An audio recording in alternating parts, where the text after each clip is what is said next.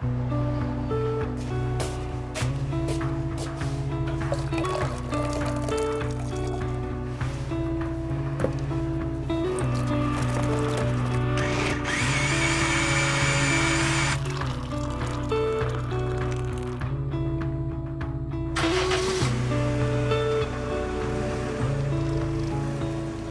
is everything.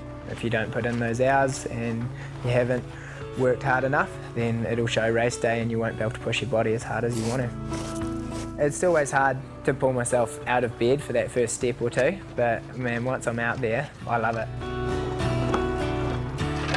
Most mornings I would do 15 to 20 kilometres on the flat water, and then if I'm going to do a long downriver paddle, then up to 70 kilometres. Training is really self-motivated. You know, you've got to be a person who's willing to put it all out there with no one around, no one cheering you on.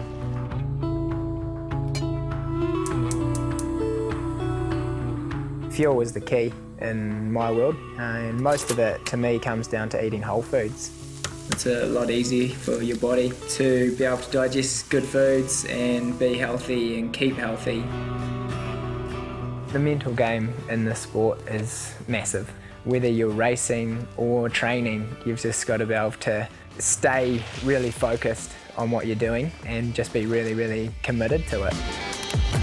When I go out riding, most of it is focused on endurance. So I'll spend sort of 3 or 4 hours out on the bike and just holding consistent tempo.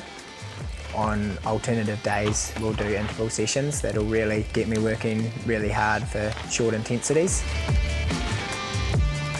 3 weeks out from an event, most of my training sessions will be bricks. A brick session is when you transfer from 2 different disciplines. So if you're coming off the bike, then straight into a run, your body needs to learn to start firing different muscles and clearing that lactic acid that it may have stored. Running in the last 2 years has been my big weapon, I guess. I'm really lucky to have that ability because it can be such a huge time difference and mostly such a big energy saver. I can come off a 3-hour run and feel quite fresh, where a lot of people come off the run are cramping and are completely fatigued and over it. Running to me is that freedom. It gives me an amazing feeling. It's like riding powder or riding downhill on your mountain bike really, really fast.